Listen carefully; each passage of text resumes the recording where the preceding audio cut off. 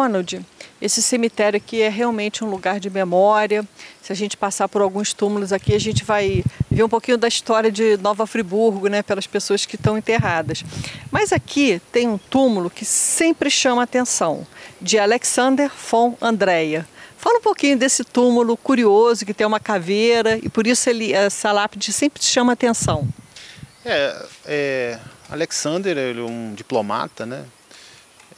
Ao que a gente pode pensar também que ele seria um alemão, mas não, ele é de São Petersburgo, né? Um russo, e ele vai vir numa expedição que passa por Nova Friburgo e vai em direção a Petrópolis, né? Lá também tem uma colônia alemã e ele também estava do Languedoc. O que acontece? O Alexander também, ele vai vir para essas terras, vai parar a viagem dele um pouco aqui para descansar, e ele vai acabar duelando, né? A causa-morte dele é um duelo, né? E o que seria um duelista? Um duelista, ele é basicamente uma figura herética, né? Você não podia fazer duelo, porque as leis penais da época não permitiam. Já proibia o duelo. Já proibia o duelo desde 1824, né? Até no Brasil colônia você tem essas... Na verdade você tem um corpo de leis, né? As Filipinas, leis manuelinas, enfim, até chegar no Arcebispado da Bahia de 1707, em que já se ficava vedado o sepultura eclesiástica a duelistas, né? Dentre outros. Mas os duelistas eram uma figura herética para o Império ou para a Igreja Católica, né? Em que... Mesmo sendo um crime de honra, assim, um duelo de honra. O duelo era uma prática de honrabilidade lá na Europa e que os imigrantes acabam trazendo para cá.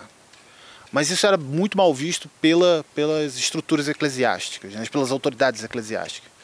Justamente porque tinha muita carnificina, era um espetáculo, você tinha a questão da honra, da donzela, a questão de você perder, né? Você, por exemplo, tem uma disputa, você tinha duelos nos jogos, por exemplo.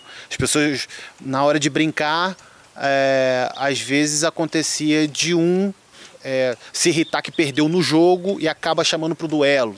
Então todo esse aparato era mal visto pela igreja, né?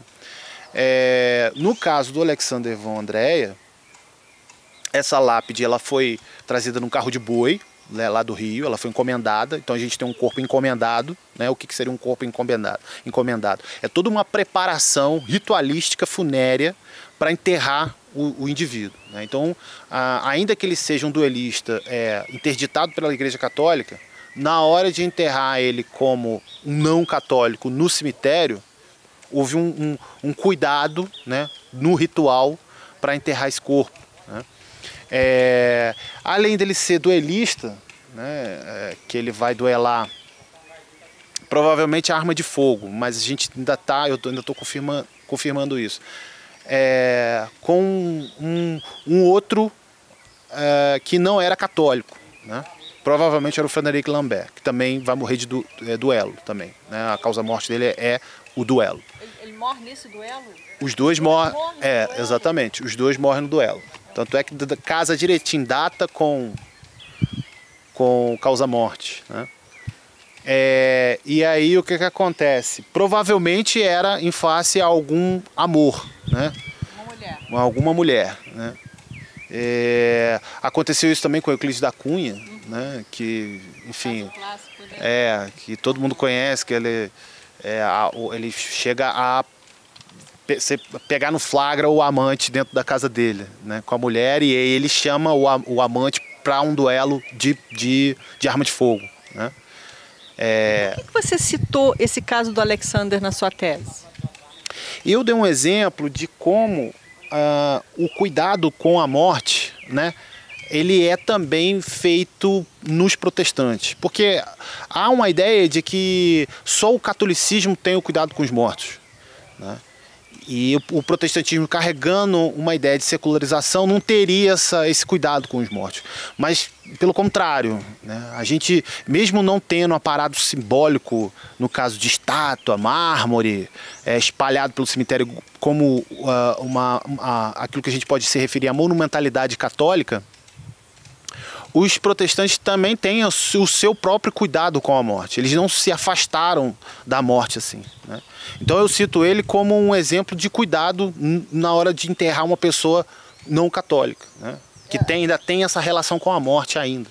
Até porque você falou mais anteriormente que a Igreja Católica não aceita no seu espaço, né, no seu cemitério, o enterro de pessoas, né, em função do suicídio, duelo, e já o protestantismo já é mais tolerante, né? Já vai ser mais assim, ele vai todos os indivíduos que morreram e foram rejeitados pelo catolicismo, o protestantismo vai absorver, né? E aí a gente tem a ideia de que esse protestantismo não tá quebrando aí uma ideia de cuidado com o morto, não selecionando, né? A gente pode pensar, não, então o protestantismo, tudo aquilo que a Igreja Católica rejeitou, o protestantismo aceitou sem ter o mínimo critério de seleção desses indivíduos. Não. É porque ao receber esses que foram rejeitados pela Igreja Católica, eles têm o cuidado de também enterrar, fazer os ritos funerários com um maior zelo, né, desses indivíduos. Agora está me ocorrendo aqui, você falou que ele era russo, e o Langsdorff era russo também, né? Ele deve ter sido uma pessoa assim próxima a ele, né, para ter toda essa honraria de vir uma pedra com essa inscrição. Ele provavelmente não era qualquer um, né? Não, certamente não era qualquer um. Não era uma vala comum, que a gente tem uma expressão do historiador da morte que fala vala comum, né? Não é como se você estivesse enterrando um escravo ou uma pessoa pobre. Não, pobre ele não era, com certeza. Por quê? Porque a lápide dele alguém tem que pagar para o carro de boi trazer essa lápide até aqui em Friburgo. Será que foi o Langsdorff que pagou? Pode ser, é possível. Mas tem a família também do Alexandre von Andréa, né? Que, além disso, ele era diplomata. Então, você tem todos uns vestígios aí que ele não era qualquer um. E também, além de ser diplomata, era maçom. E a maçonaria, ela tem o costume fúnebre de arcar com as despesas fúnebres, né? Você identificou que ele é maçom pelo túmulo dele através de que simbolismo ali? A caveira. A caveira, ela é um forte indício de que ele era maçom. O livro de óbito também indica que ele é maçom. No nariz da caveira também tem um triângulo, que isso também é um indicativo de maçonaria, né? O triângulo. Os ossos cruzados da caveira, mas não pode ser qualquer caveira, tem que ser a caveira com ossos cruzados. E isso que me indica que é um túmulo maçônico. Só que o que acontece também? A gente lembra dos navios piratas, né? Lembra. Essa configuração da caveira, a caveira era justamente para afugentar as pessoas que tinham medo, né? Afugentar alguns ladrões que tivessem medo dos túmulos e tal. Mas também ela não é esse signo para a maçonaria, ela é o símbolo de vida, na verdade, para a maçonaria, né? De acordo com as pesquisas que eu fiz, a caveira é símbolo de que um dia você vai... A igualdade, né? Exato, um dia que você vai morrer e iguais. Por isso você tem que dar valor à vida e todos nós vamos morrer um dia. Né? Esse signo de fraternidade, de igualdade, né? de ter liberdade, de aproveitar a vida enquanto você está aqui, tudo isso está no símbolo da caveira, né? Então é bem marcante assim.